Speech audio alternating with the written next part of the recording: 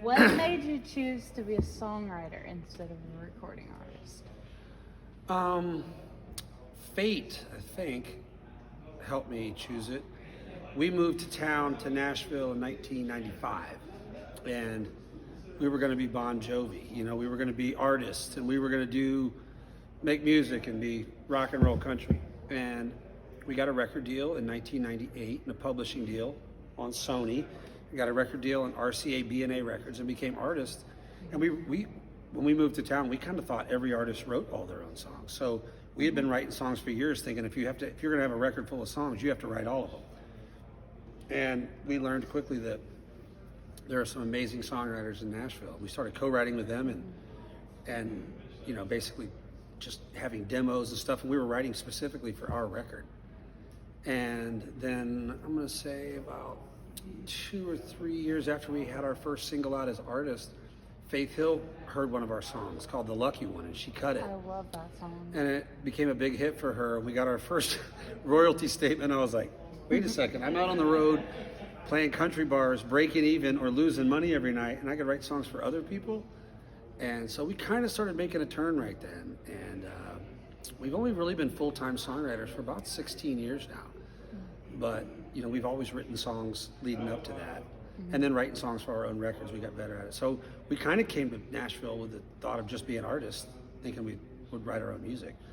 And we were too versatile as writers. Like, we were all over the map when we were writing for our records. But now it's like what seemed to be, that was bad when you're an artist.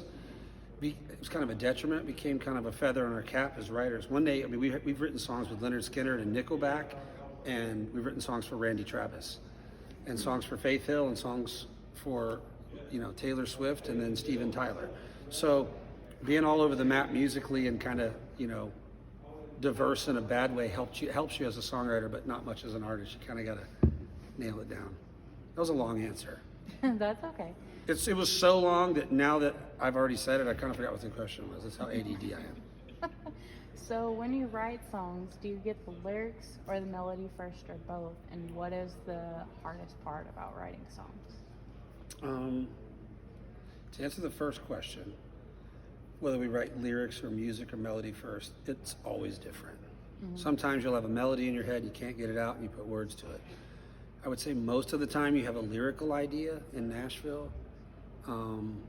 But now there's guys that are track guys that have tracks and things going that have musical ideas first, and you bring your lyrical idea with them.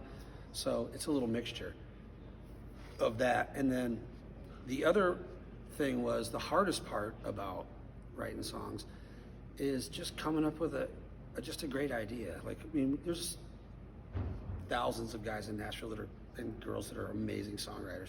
You just don't know what idea is going to connect with people. I mean, we wrote Red Solo Cup. It was a joke. We almost didn't record it. Like, we were literally kidding. We're in the process of recording all the real songs that were going to make us money.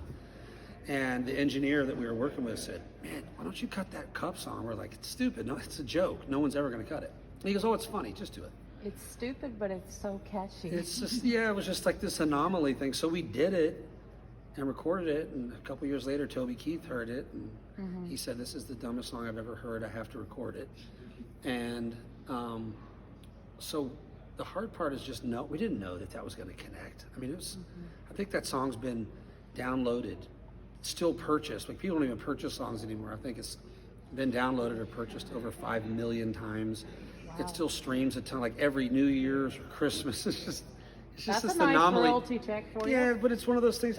We didn't know. We almost, if it wasn't for that guy making us record it that day, we would have just pushed it aside as a joke. And all the songs we thought were great songs that we recorded on that session that day, no one's ever heard them and ever will. Wow. They're not that good. So the hardest part's just showing up every day with an idea and trying to catch lightning in a bottle. Like, you're trying to find one little thing or one little melody that makes someone, either the groove or the lyric or the melody, just stop them in their tracks. It's a guessing game. So, I mean, like tonight, we've been really blessed. We've had quite a few hits, and I always tell people, you're about to hear about the 10 best days of our life. You don't want to hear the other 1,800 songs that we've written that haven't been cut. Like, the hardest part is just showing up every day and continuing to be creative, knowing that most likely no one will ever hear the song you're writing. So, with that being said, what are you looking forward to most about tonight's show?